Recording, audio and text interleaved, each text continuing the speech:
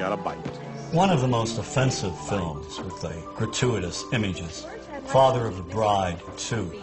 It features Steve Martin selling his house to a Mr. Habib. Justin, we like house very much. When you can move out. Excuse me? The Habibs would like to buy the house, George. It's exactly what they've been looking for. It's when you can move. We need house a week from Wednesday. And my wife wants flour dishes in kitchen. You sell, we pay top dollar. When Habib's submissive wife tries to speak, he shouts gibberish at her.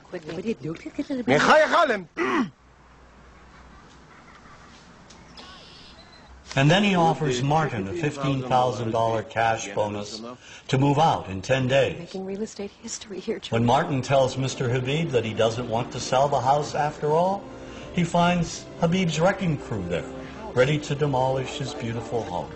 And in a scene that calls to mind one of the most degrading stereotypes of the Jewish people, Mr. Habib demands an extra $100,000 to sell the house that he has owned for just a day back to Martin. You want me to take out a loan on something I owned free and clear just 24 hours ago? Well, that is up to you, George. Your path, your fence, your memories. Now, if you looked at the other Father of the Bride films, Elizabeth Taylor, Spencer Tracy, there were no Arabs or Arab Americans. So why does Disney inject these horrific, sort of offensive characters in Father of the Bride Part 2? It's the same reason that in Gladiator, the slave traders who kidnapped Russell Crowe and bring him back to Rome are Arabs. I mean, this is ridiculous. I mean, why does Hollywood inject Arabs, scenes of Arabs, and or slurs demeaning Arabs in movies having nothing to do with the Middle East? So you're sitting like I am, for example, watching Back to the Future about a mad scientist. And yet, early on in the film, we see these ugly, inept Libyans with machine guns in a parking lot trying to gun down the protagonist. I mean, why?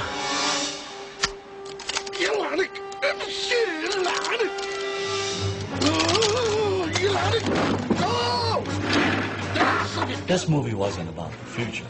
It was the same old stereotyping from the past. And the same goes for Hollywood's view of Arab women. The Arab woman today is bright, intelligent.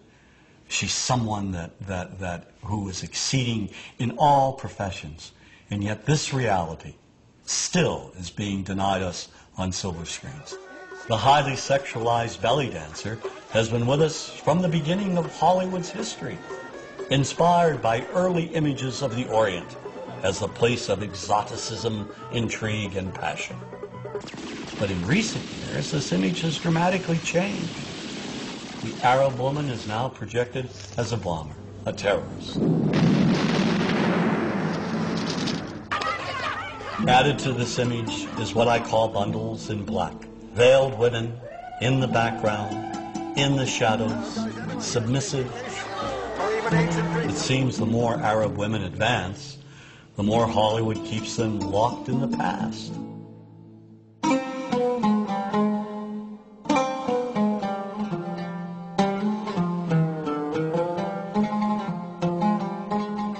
Politics and Hollywood's images are linked. They reinforce one another. Policy enforces mythical images. Mythical images help enforce policy. Jack Valente, president of the Motion Picture Association of America, has said, quote, "Washington and Hollywood spring from the same DNA," end quote. The Arab image began to change immediately after World War II. There were three things that impacted the change. The Palestinian-Israeli conflict, in which the United States has unequivocally supported Israel. The Arab oil embargo in the 70s, which angered Americans when gas prices went through the ceiling. And the Iranian Revolution, which increased Arab-American tensions when Iranian students took American diplomats hostage for more than a year. These three pivotal events brought the Middle East into the living rooms of Americans, and together helped shape the way movies stereotyped Arabs and the Arab world. One of the primary changes, the image of the sheikh.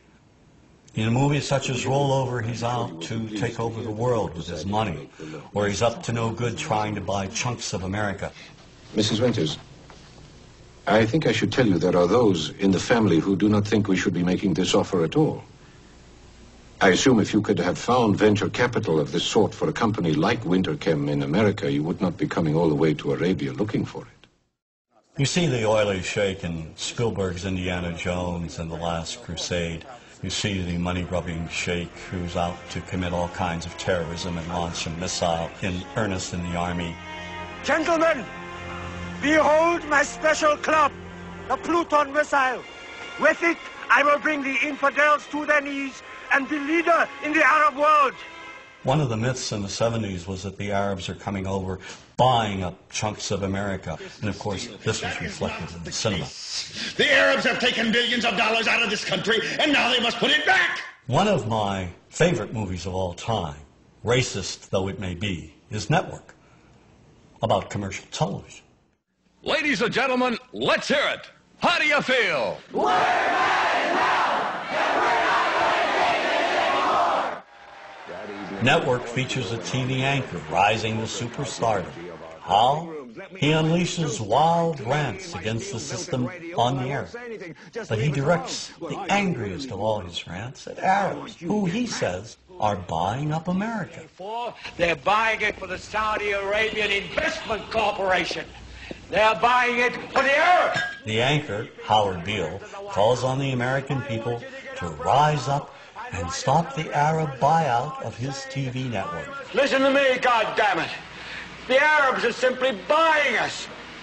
There's only one thing that can stop them. You. The rage of Americans in response became one of the most famous scenes in movie history. I want you to get up out of your chairs. I want you to get up right now and write a telegram to President Ford saying, I'm as mad as hell and I'm not going to take this anymore.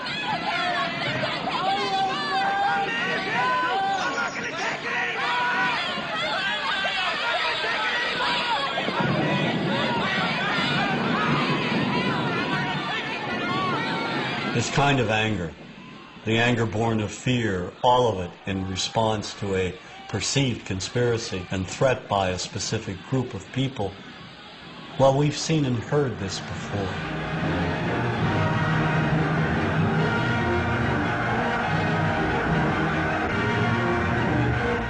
If we look at the anti-Semitic propaganda of the Nazis, at its core is an identical type of economic threat. This economic myth even made its way into children's books. Sadly, the popular image of Jews in Nazi propaganda resembles the popular image of Arabs in some of our most beloved Hollywood movies. The only difference being that the Arab usually wears a robe and headdress.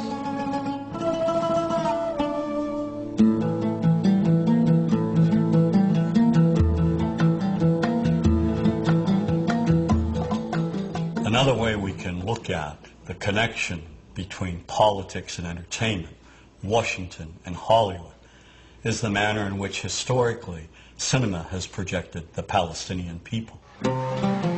Since the founding of the State of Israel in 1948, our support has never wavered. Every American administration has made it clear whose side we're on. In contrast, Washington's policymakers have failed to support the millions of Palestinians who have been made refugees and who have lived lives of poverty and squalor as a result, while policies impact opinions. So equally unjust is how Hollywood has presented the conflict. Movies repeatedly depict Palestinians as terrorists, making it seem that all Palestinians are evil. Made in America, Colonel.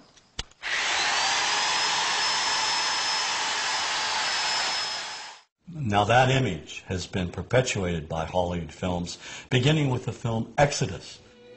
It dealt with the very early conflict. Here, Palestinians are either invisible or they're linked with Nazis, perpetrators of horrific acts. The 1966 movie Cast a Giant Shadow is another early film presenting Israelis as innocent victims of Palestinian violence. Kirk Douglas is an American military specialist, and he goes to assist the Israelis. Some of the dialogue in this film reads like it came straight from the public relations department of the Israeli government. Here's a country surrounded by 5 Arab nations ready to shove them into the Mediterranean. No guns, no tanks, no friends, nothing. People fighting with their bare hands for a little piece of desert.